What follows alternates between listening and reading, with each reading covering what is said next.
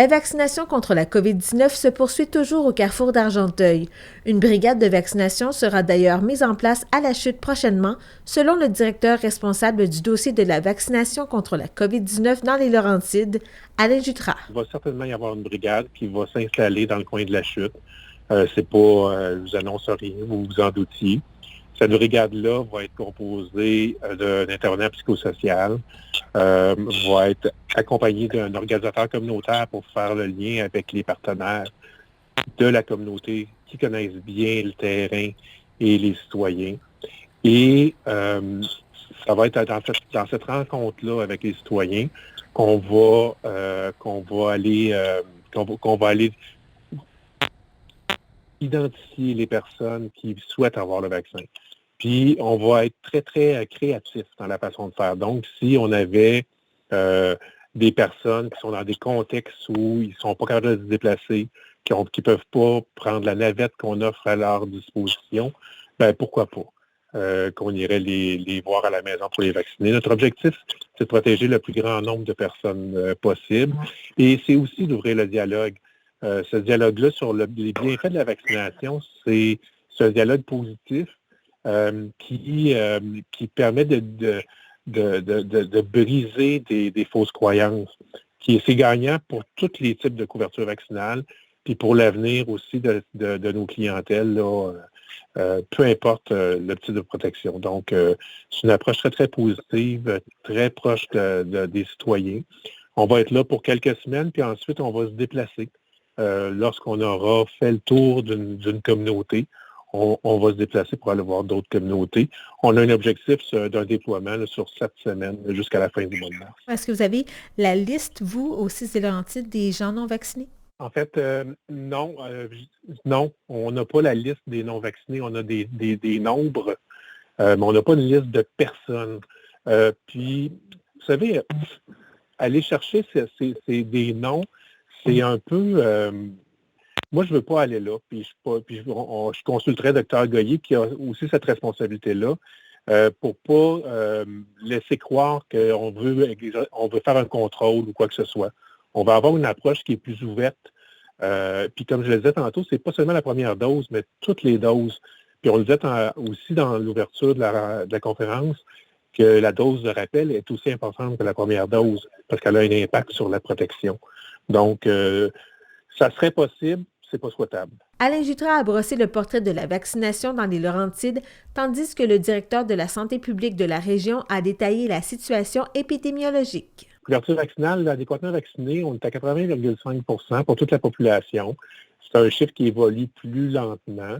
On a nos enfants de 5 à 11 ans, pour lesquels il y a une évolution assez lente à 61 %.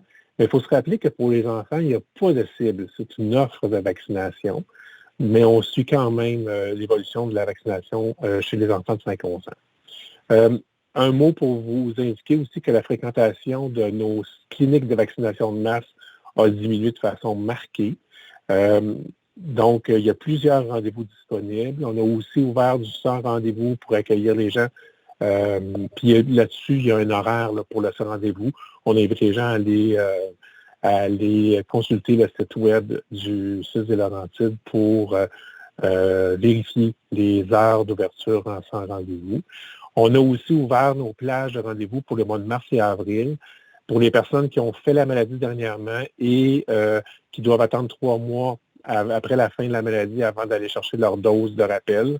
Donc, ils pourront déjà prendre leur rendez-vous dans un de nos sites de vaccination. Concernant la dose de rappel, pour la population au total, on est à 53,2 % de couverture vaccinale. C'est probablement la couverture vaccinale présentement qui nous préoccupe le plus parce que la dose de rappel est importante. Je vous donne quelques chiffres. Par exemple, chez les 86 ans et 70 ans et plus, on a 86 %, c'est ce qui est bien. Mais rapidement, par une tranche de 10 ans, on perd 10 %. Ce qui fait, par exemple, que chez les 49 ans, on est à même pas 50 de couverture. Donc, moi, je vais essayer de vous parler un petit peu de la situation épidémiologique. Il faut comprendre qu'avec les changements majeurs là, de la stratégie de dépistage partout au Québec depuis le 5 janvier, c'est un petit peu plus difficile de vous dresser un portrait épidémiologique très précis parce que vous le savez maintenant, les personnes qui ont accès aux tests de dépistage PCR, maintenant, ces tests-là sont réservés à certaines personnes, notamment les travailleurs de la santé, les personnes vulnérables en CHSLD, les enseignants ou personnel du réseau de l'éducation, puis aussi quelques premiers répondants. Mais cependant, même si ces tests-là ont diminué en nombre, on a quand même eu environ 1900 déclarations de nouveaux cas de COVID dans la dernière semaine. On sait que ça sous-estime beaucoup, beaucoup la réalité. Puis on se rappelle là, que dans le pic qu'on avait connu à la deuxième vague, qui était le plus grand pic, là, c'était à peu près 1000 cas par semaine. Donc on est encore à peu près au double là, de ce qu'on observait là, à peu près à la même période l'année dernière. Donc on est obligé de se rabattre sur un peu qu'est-ce qui se passe au niveau des hospitalisations et décès. Je vais vous en dresser les grandes lignes. En ce qui concerne les nouvelles hospitalisations de patients ayant la COVID là, dans les centres hospitaliers de notre région, bien, ça a été en hausse là, depuis le début de la 5e vague jusqu'à la mi-janvier, mais depuis 2 semaines, là, on commence à observer une baisse de ces nouvelles hospitalisations-là. Qui est hospitalisé? Bien, majoritairement, ce sont des gens âgés de 60 ans et plus. Et quand on regarde aux soins intensifs, là, c'est 90% des patients qui ont plus de 60 ans. Puis quand on regarde au niveau de leur statut vaccinal, ben, quand on regarde aux soins intensifs, là, c'est à peu près 50% qui ont eu soit aucune dose de vaccin ou une dose à l'intérieur de 14 jours. Là.